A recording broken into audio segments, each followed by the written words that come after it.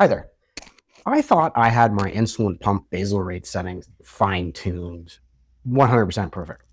And boy, was I wrong. I had a recent appointment with a certified diabetes educator who I'd never met before, had to be a pharmacist, not a nurse, who flipped my thinking upside down. I'm going to share that with you in a moment. I'm type 1 Trev. I've been type 1 diabetic for 43 years. I've raised 2 type 1 kids and I worked in the field of diabetes education and simply want to share. So this appointment I had with my new CDE. And like I said, I thought I had my pump settings dialed right in.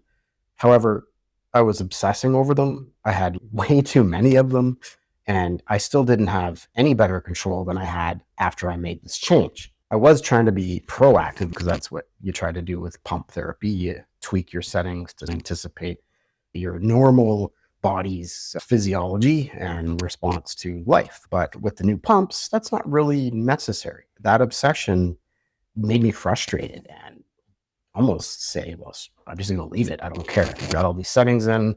I seem to be doing okay. But I'd look at my pump afterwards and see it shutting off, increasing the basal amounts, and giving me microboluses multiple times, no matter what I did with the background settings.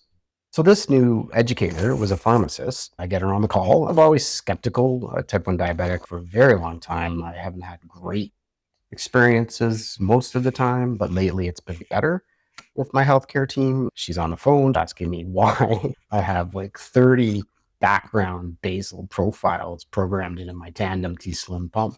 I said, well, what I just shared, I thought that was what you're supposed to do, right? And she's like, well, actually, the pumps are automated. I'm like, they are automated. She challenged me to think about it a little bit differently and challenge my old thinking, which was basically, like I mentioned, multiple basal rates to anticipate what your body's going to do. But what I didn't account for is the new reality of automation, automated insulin pump therapy, control IQ. Duh, that's the whole point of having the pump. You still need the right amount of basal rate. That's the amount of insulin you get per hour. For those who are new to the pumps are pretty brilliant nowadays. So get that background basal insulin so you're not deficient in insulin for sure. She basically said, let the pump do its job. Try programming 1 hourly basal rate for the 24-hour period of time. I said, okay, sure, let's do it. So I programmed my 0.6 units per hour. This is not medical advice. It's just me sharing this experience I had because I think it's valuable information. This is new thinking in the diabetes education realm to simplify our approach to insulin pump therapy. Basically, one rate, and then you make block adjustments after that, if necessary. Some people have one rate 24/7, and that's all they need. In my case, I did that a couple months ago and didn't really notice any difference in my blood sugar.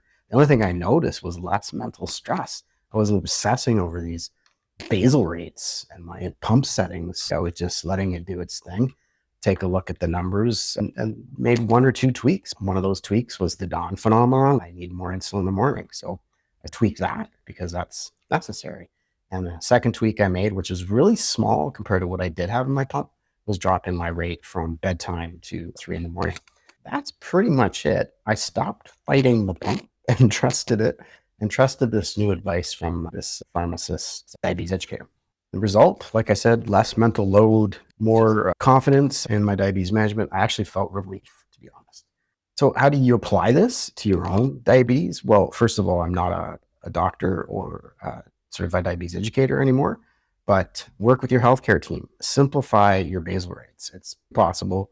If it's an automated insulin pump, some of the older pumps aren't automated. When I say automated, I mean control IQ. Most of the new pump systems have that automation. It'll sense using an algorithm when you're going high and maybe more insulin, or a micro bolus to get it back down.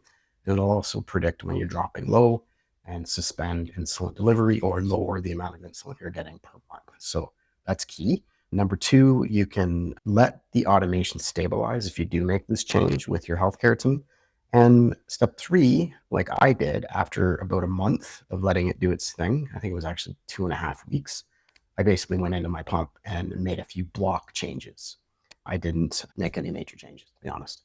So let me know in the comments if your basal rates are driving you bananas, or if you're new to pump therapy and you want me to make more videos like this, just let me know.